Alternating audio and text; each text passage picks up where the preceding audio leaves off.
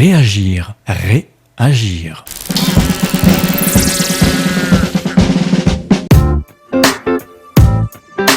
Vivre sur l'île de Ré à l'année en ayant son travail et un logement à loyer modéré semble guère une évidence.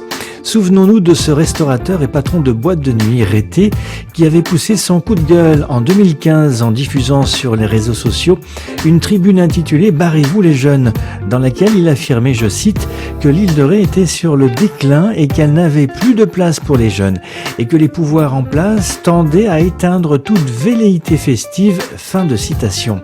Des propos qui, pour monsieur Lionel Quillet, président de la communauté de communes de l'île de Ré, semblaient exagérés. L'émission Réagir Production s'intéresse donc à ces jeunes aujourd'hui qui ne peuvent pas s'installer sur l'île de Ré et qui sont même obligés de la quitter. Notre témoin s'appelle Charlotte. Elle est issue d'une famille rétaise 3e génération. Elle a décroché un CDI sur l'île de Ré, mais elle a renoncé à s'y installer car trop cher. Elle nous expliquera son parcours et sa nouvelle vie de propriétaire terrien à quelques kilomètres de son île si chère à son cœur. On a un cadre de vie sur l'île de Ré magnifique. Quand on regarde par la fenêtre de l'école, on voit la mer. Je pense que c'est autre chose que ce qui peut se passer sur Paris, où on voit des bâtiments. C'est un cadre de vie magnifique pour grandir et pour même pour mes enfants. J'aurais aimé pouvoir les garder sur l'île de Ré pour qu'ils aient aussi. Je vais dans les écoles où mes parents ont été. J'ai eu les mêmes professeurs. Mon fils a eu l'opportunité de faire 2 ans dans l'école de Rivedoux, où il a eu mon directeur que j'adorais, cette école que j'adorais, et il a pu toucher à ce petit bonheur à l'espace d'un instant. Quels sont les souvenirs les plus marquants que vous avez encore en mémoire de l'île de Ré ? L'île de Ré, les vacances, la plage, le soleil, la nature. Avec vos enfants, comment ça se passait pour la scolarité quand ils étaient ici ? Alors au début, je ne voulais pas l'enlever de l'île de Ré, donc je l'ai laissé sur Rivedoux. Et donc on se débrouillait à faire les allers-retours pour qu'ils puissent continuer à conserver cette école. Et donc après est arrivé un petit frère, donc difficile de faire les allers-retours pendant la grossesse et de faire tous ces chemins. Donc au final, il a fallu retirer mon fils de cette école pour le mettre dans notre village. C'est aussi une bonne école, mais il ne sera pas du coup à Rivedoux comme j'aurais aimé qu'il y soit. Réagir, réagir. Charlotte possède donc des liens affectifs très forts avec l'île de Ré. Mais faute de pouvoir y faire construire une jolie maison, elle s'est résignée à la quitter cette île à son grand désespoir. À la base, on aurait bien aimé rester sur l'île de Ré. Quand on se rend compte de combien on a donné à un propriétaire sur 1 an, on se rend compte que il est peut-être plus malin dans ces cas-là d'investir dans sa propre maison, de payer nos remboursements et au lieu de le donner au propriétaire. Sur l'île de Ré, on a beau chercher, alors il y a des bonnes affaires, il y a des coups de chance, il y a tout ça, mais sur l'île de Ré, on ne peut pas devenir propriétaire. Trop cher. C'est beaucoup trop cher, c'est réservé à une clientèle justement fortunée et pas pour nous. C'est pas accessible pour nous, ou alors on prend quoi, un studio de 30 mètres carrés, on en a trouvé. Pour faire quoi, de la location ? Donc au final, les familles de l'île de Ré s'en vont pour que les gens puissent faire de la location sur l'île de Ré et au final faire du fric. Ça veut dire, vous dites qu'il y a trop de locations touristiques, saisonnières, et pas assez de locations à l'année pour les gens qui y travaillent. Complètement, c'est exactement ça, et tout est fait pour faire du fric. Toutes ces belles maisons de l'île de Ré, de nos grands-parents, de tout ça, de toute manière, nous ne pourrons même pas les racheter. On ne pourrait même pas les racheter parce qu'on ne peut pas suivre. Mes grands-parents ont des biens sur l'île de Ré, des appartements, des maisons qu'ils ont construites de leurs propres mains. Et ces maisons-là seront perdues puisque ni mon père ni ma mère ne pourraient suivre derrière financièrement pour racheter ces maisons dans lesquelles ils ont grandi. Ça coûte toujours quelque chose, une succession. On ne parle pas d'une petite maison au fin fond de la Cambrousse, on parle d'une maison sur l'île de Ré. L'immobilier est tel qu'il est aujourd'hui et c'est inaccessible. Pour Charlotte, le tourisme de masse est une des causes de son désenchantement. L'image de l'île de Ré tant vantée par nos élus et la construction du pont en 1998 ont amené sur ce territoire une clientèle de riches qui se sont accaparés du foncier à des prix prohibitifs et ça, Charlotte ne l'accepte toujours pas. Il y a un autre facteur qui rentre en jeu, c'est que il commence à y avoir un dégoût de l'île de Ré. C'est-à-dire un dégoût de ce qu'elle est devenue, de ce que les gens font, de cette population C'est bien, ça amène du travail, tout le monde me dit dans mon entourage, mais oui, mais crache pas dessus, ça nous apporte du travail. Donc vous parlez quoi, des touristes?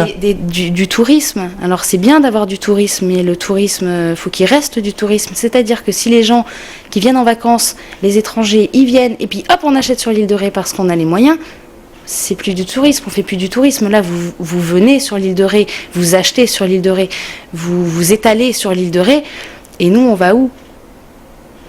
On s'en va de l'île de Ré. Il y a un moment donné où il n'y a plus de place, où les maisons sont rachetées petit à petit et les maires veulent, des familles sur l'île de Ré veulent remplir leurs écoles, veulent tout ça, mais qu'est-ce qu'ils font pour les rétés ?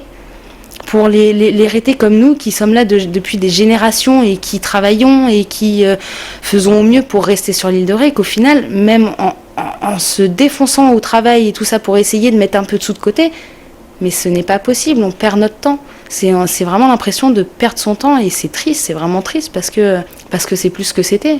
Je me souviens quand j'étais petite, on allait se balader, c'était l'île de Ré, c'était le sable par terre, c'était les pistes cyclables, c'était du sable, c'était pas du béton comme c'était.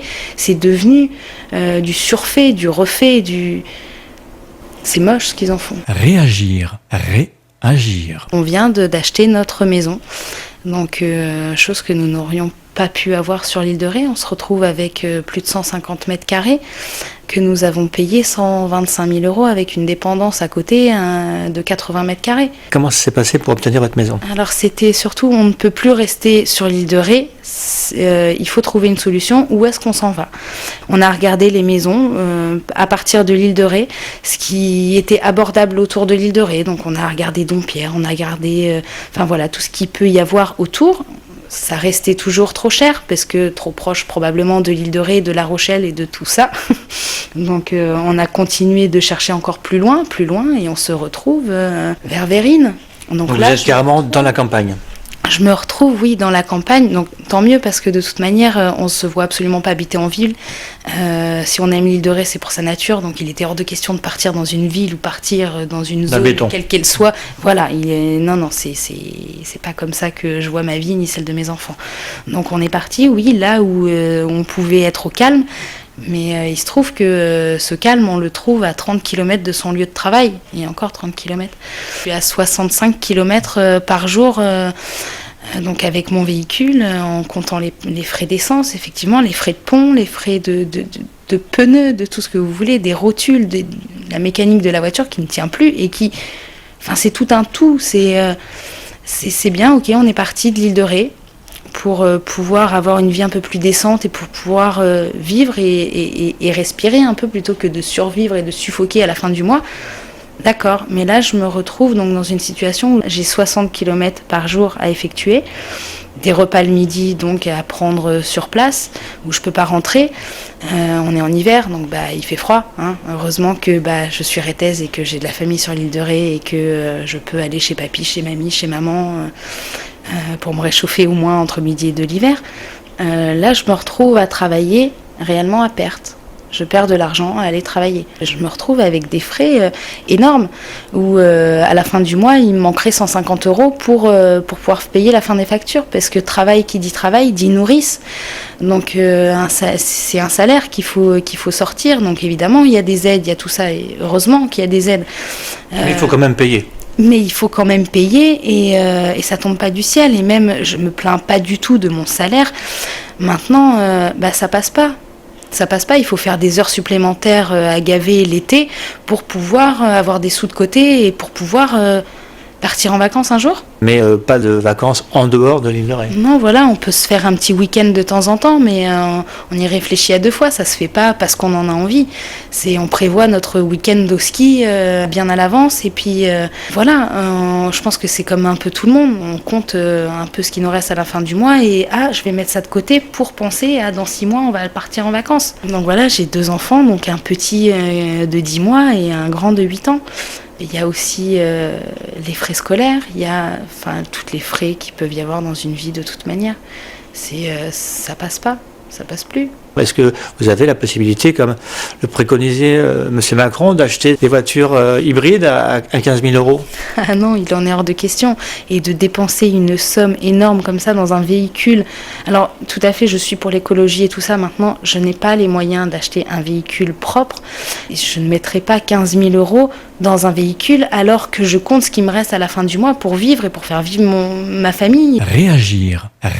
Agir. Est-ce que vous pensez, une autre question, que les Gilets jaunes ont vraiment raison de se positionner tel qu'ils se positionnent, et quel regard vous portez sur ce mouvement populaire ? Alors, je suis gilet jaune, dans mon cœur en tout cas, puisque je ne vais pas manifester, puisque je suis obligée de travailler, justement. Je les accompagne en pensée, en tout cas.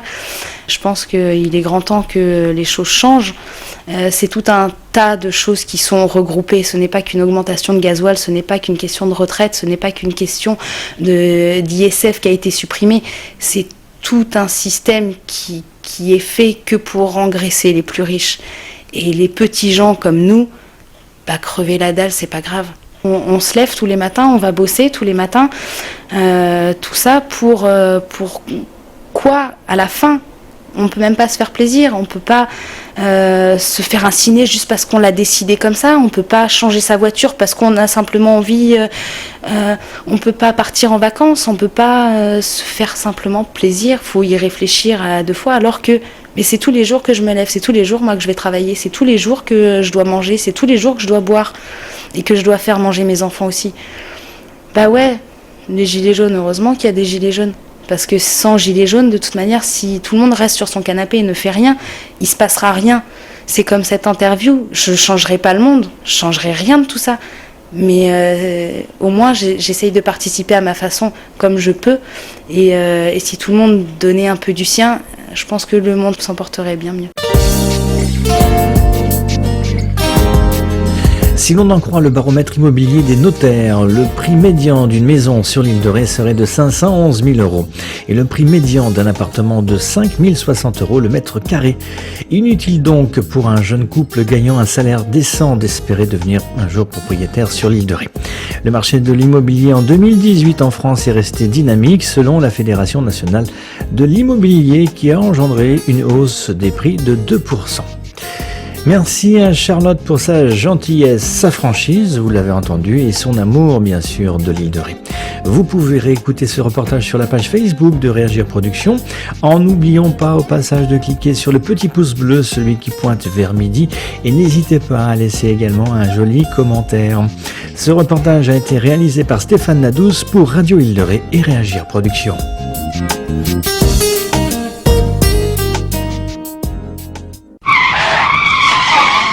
Réagir.